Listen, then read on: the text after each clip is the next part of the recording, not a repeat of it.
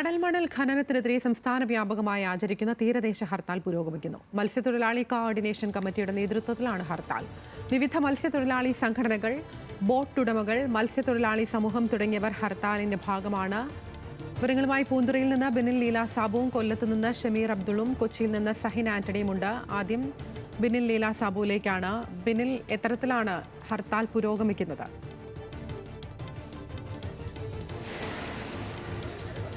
അതിര ഇന്നലെ അർദ്ധരാത്രിക്കാണ് ഹർത്താൽ തുടങ്ങിയത്. രാത്രി 12 മണിക്ക് തുടങ്ങിയ ഹർത്താൽ ഇപ്പോഴും പുരോഗമിക്കുകയാണ്. നമ്മളിപ്പോൾ ഉള്ളത് പൂന്തുറ തീരത്താണ്. നമുക്ക് കാണാം, ദൃശ്യങ്ങൾ തന്നെ കാണാം, ഇവിടെ വള്ളങ്ങളൊന്നും ഇന്ന് കടലിലേക്ക് പോയിട്ടില്ല.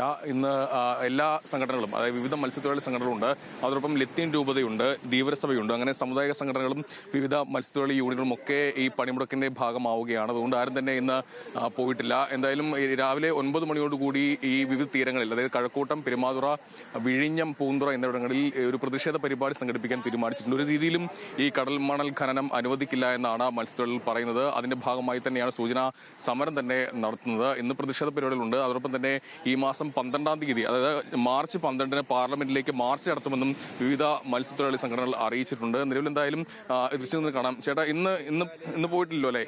കടലിൽ പോയിട്ടില്ലോ? സമരം എങ്ങനെയാണ് സമരം പുള്ളിക്കാരനാ പറഞ്ഞു.